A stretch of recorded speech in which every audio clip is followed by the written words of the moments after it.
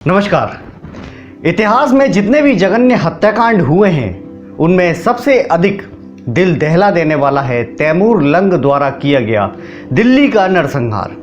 किंतु जरा विचार कीजिए कि आखिर तैमूर लंग क्यों हिंदुस्तान आया, जबकि यहाँ तो पहले से ही मुस्लिम राज्य था। सोचिए जरा कि वह हत्यारा तैमूर, जिसने 1380 में इराक की राजधानी बगदाद पर हमला कर हजारों लोगों का कत्लेआम कर उनके नरमुंडों के ढेर लगा दिए, कई खूबसूरत राज्यों को खंडहर में बदला और लूटपाट की दौलत से बड़ी सेना का निर्माण भी किया।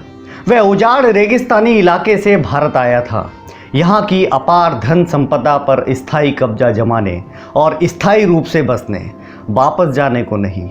इसलिए उसने 1398 में मोहम्मद तुगलक को हराकर दिल्ली में स्वयं को भारत का सम्राट घोषित कर दिया। फिर भी वह वापस गया क्योंकि भारत की एकजुट संगठित शक्ति ने तैमूर लंग के सपने को मिट्टी में मिला दिया। आइए उस समय के समूचे घटना चक्र पर एक नज़र डालें।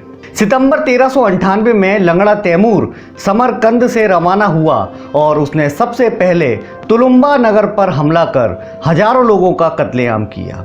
इसके बाद उसने कश्मीर की सीमा पर कटोर नामी राजपूत किले पर आक्रमण किया। दुर्ग के तमाम लोग मौत के घाट उतार दिए गए। घंटे भर में 10,000 लोगों के सर काटे गए। उनके साजो सामान, खजाने और अनाज को लूट लिया गया। मकानों को जलाकर राख कर दिया। स्त्रियों और बच्चों को कैद कर लिया। वो क्रूर हत्यारा निर्दोष लोगों का खून बहाते हुए तेजी से आगे बढ़ रहा था। पंजाब को उजाड़कर और दिल्ली को तबाह करके अब तैमूर लंग ने अपनी टिड्डी दल की तरह चलने वाली फौज का मुंह मेरठ हरिद्वार की तरफ कर दिया। तैमूर के सार्वजनिक कत्लेआम, लूट खसोट और सर्वनाशी अत्याचारों की सूचना मिलने पर कार्तिक बदी 5 संवत 1455 अर्थात सन 1398 ईस्वी को जाट राजा देवपाल की अध्यक्षता में हरियाणा सर्व खाप पंचायत का अधिवेशन मेरठ के गांव टीकरी, निरपड़ा, डोगट और दाहा के मध्य जंगलों में हुआ। इस सर्व खाप पंचायत में सर्वसम्मति से निर्णय लिया गया कि सब गांव खाली कर दिए जाएं। बूढ़े, पुरुष, स्त्रियां तथा बालकों को सुरक्षित स्थान पर रखकर प्रत्येक स्वस्थ व्यक्ति सर्व खाप पंचायत की सेना में भर्ती हो जाए। युवतियां भी पुरुषों की भांति शस्त्र उठाएं और दिल्ली से हरियाणा की ओर बढ़ती हुई तैमूर की सेना का छापामार युद्ध शैली से मुकाबला किया जाए। उसके बाद शुरू हुआ वह अभूतपूर्व संघर्ष जिसने तैमूर लंग की सेना को छठी का दूध याद दिला दिया। सर्व खाप पंचायत के अधिवेशन में सर्वसम्मति से वीर योद्धा जोगराज सिंह गुर्जर को प्रधान सेनापति बनाया गया। धूला वाल्मीकि, हरवीर गुलिया जाट युद्ध में उप सेनापति के रूप में चुने गए। 7 फुट 9 इंच की विशाल कदकाठी के परमवीर जोगराज सिंह गुर्जर का वजन था 8 मन और दैनिक खुराक थी 4 सेर अन्न, 5 सेर सब्जी फल, 1 सेर घी और 20 सेर गाय का दूध। इसी प्रकार हिसार का रहने वाला धूला भंगी एक डाकू था, अतः स्वाभाविक ही वह छापामार युद्ध का महारथी था। उसने उप सेनापति चुने जाने के बाद सभी को उत्साहित करते हुए कहा कि मैंने जीवन भर अनेक धाड़े मारे हैं। आपके द्वारा दिए गए सम्मान से मेरा खून उबल रहा है। मैं वीरों के सम्मुख प्रण लेता हूं कि देश की रक्षा के लिए अपनी जान दे दूंगा, किंतु सर्वखाप के पवित्र झंडे को नीचे नहीं होने दूंगा। उसके बाद म्यान से अपनी तलवार बाहर निकालकर उसने कहा, अब तो यह तलवार शत्रु का खून पीने के बाद म्यान में जाएगी। स्वाभाविक ही वीर योद्धा धूला के भाषण से पंचायती सेना में जोश, उत्साह एवं साहस की लहर दौड़ गई। दूसरा उपसेनापति हरवीर सिंह जाट भी रोहतक निवासी गुलिया गोत्र का निडर एवं शक्तिशाली वीर योद्धा था। सेनापति के रूप में गजे सिंह जाट गठवाला, तुहीराम राजपूत, मैदा रवा, उमरा तगा त्यागी, दुर्जन पाल अहीर और उपसेनापति के रूप में कुंदन जाट, धारी गडरिया जो धाड़ी था, भोंदू सैनी, हुल्ला नाई, भाना जुलाहा हरिजन, अमन सिंह पुंडीर राजपुत्र, नत्थू पांडर राजपुत्र, एक अन्य डकैत दुल्ला जाट, मामचंद्र गुर्जर कलवा कहार को चुना गया। भिन्न भिन्न जातियों के 20 सहायक सेनापति चुने गए। वीरांगना महिलाएं भी कहां पीछे रहने वाली थीं। सेना में राम प्यारी गुर्जर, हरदेई जाट, देवी कौर राजपूत, चंद्रो ब्राह्मण, रामदेई त्यागी शामिल हुई, जिन्होंने सशस्त्र संघर्ष में भी भाग लिया और सेना की भोजन व्यवस्था भी संभाली। प्रचंड विद्वान चंद्रदत्त भट्ट लगातार गांव-गांव घूम वीर रस की कविताओं के माध्यम से जन जागरण करते रहे और उन्होंने बाद में तैमूर के साथ हुए युद्ध की घटनाओं का आंखों देखा इतिहास भी लिखा और इस प्रकार सर्व समाज देश और संस्कृति को बचाने की खातिर बलिदान हेतु तत्पर हो गया। 80,000 वीरों तथा 40,000 वीरांगनाओं ने अपनी तलवारों को चूमकर प्रण किया कि वे देश रक्षा हेतु बलिदान से पीछे नहीं हटेंगे। तैमूर ने आधुनिक शस्त्रों से सज्जित अपनी शक्तिशाली सेना के साथ दिल्ली से मेरठ की ओर कूच किया, लेकिन उसे कदम कदम पर जूझना पड़ा। दिन भर तो युद्ध होते ही रात्रि को भी जहां तैमूरी सेना ठहरती, वहीं पर पंचायती सेना धावा बोलकर उनकी जान सांसत में डाल देती। छापा मारकर उनकी रसद लूट ली जाती और कुओं और बावड़ियों में के पानी में जहर मिला होने के कारण वे पानी भी नहीं पी पाते।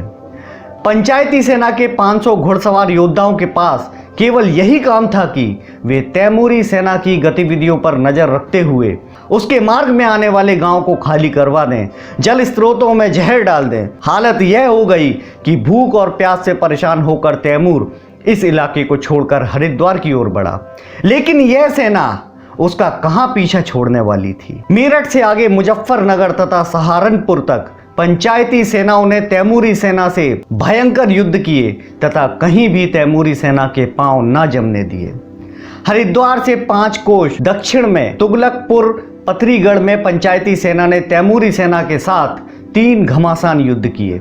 उप सेनापति हरवीर सिंह गुलिया ने अपने 25,000 वीर योद्धाओं के साथ तैमूर के घुड़सवारों के बड़े दल पर भयंकर धावा बोल दिया, जहां पर तीरों तथा भालों से घमासान युद्ध हुआ। इसी घुड़सवार सेना में तैमूर भी था। हरवीर सिंह गुलिया ने आगे बढ़कर शेर की तरह दहाड़कर तैमूर की छाती में भाला मारा, जिससे वह घोड़े से नीचे गिरने ही वाला था कि उसके एक सरदार खिजर ने उसे संभालकर घोड़े से अलग कर दिया। कहा जाता है कि तैमूर इसी भाले के घाव के चलते अपने देश समरकंद में पहुंचकर मर गया।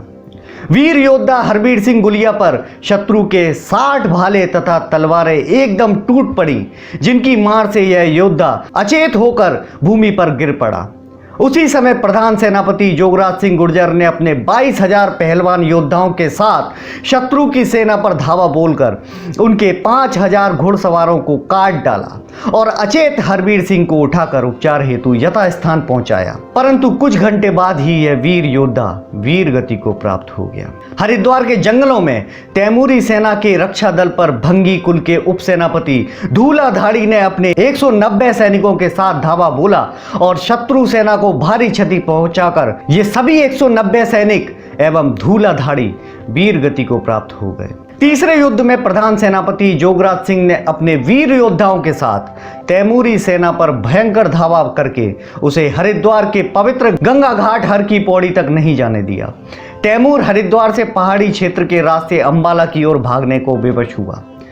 भागती हुई तैमूर सेना का पंचायती वीर सैनिकों ने अंबाला तक पीछा करके उसे हरियाणा से बाहर खदेड़कर ही दम लिया। इस युद्ध में वीर योद्धा जोगराज सिंह को 45 घाव आए। वीर सेनापति दुर्जनपाल अहीर मेरठ युद्ध में अपने 200 वीर सैनिकों के साथ दिल्ली दरवाजे के निकट स्वर्गलोक को प्राप्त। एक खास बात ध्यान देने योग्य है कि युद्ध के दौरान जैसे ही कोई सेना नायक वीर गति को प्राप्त होता, उसका स्थान कोई दूसरा ले लेता। समाज की इस एकजुटता और अभूतपूर्व चेतना का ही परिणाम था कि इन युद्धों में तैमूर के 2.5 लाख सैनिकों में से हमारे वीर योद्धाओं ने 1.5 लाख से अधिक को मौत के घाट उतारकर तैमूर की आशाओं पर पानी फेर दिया। पंचायती सेना के वीर वीरांगनाओं में से 35,000 देश के लिए वीर गति को प्राप्त हुए। वीर योद्धा प्रधान सेनापति जोगराज सिंह गुर्जर युद्ध के पश्चात ऋषिकेश के जंगल में स्वर्गवासी हुए थे। जब हम एक होंगे तो बड़ी बड़ी शक्ति का सामना कर सकते हैं। हमने बर्बर तैमूर को भागने पर विवश किया, क्योंकि सवर्ण सेना का उपसेनापति वाल्मीकि था।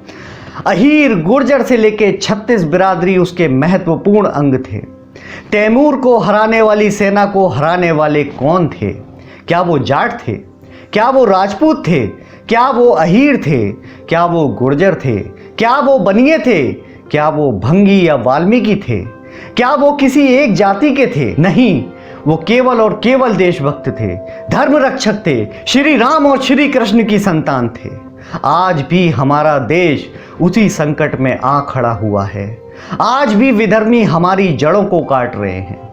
आज भी हमें फिर से जातिवाद से ऊपर उठकर एकजुट होकर अपने धर्म, अपनी संस्कृति और अपनी मातृभूमि की रक्षा का व्रत लेना है। यह तभी संभव है जब हम अपनी संकीर्ण मानसिकता से ऊपर उठकर सोचना आरंभ करेंगे। नमस्कार।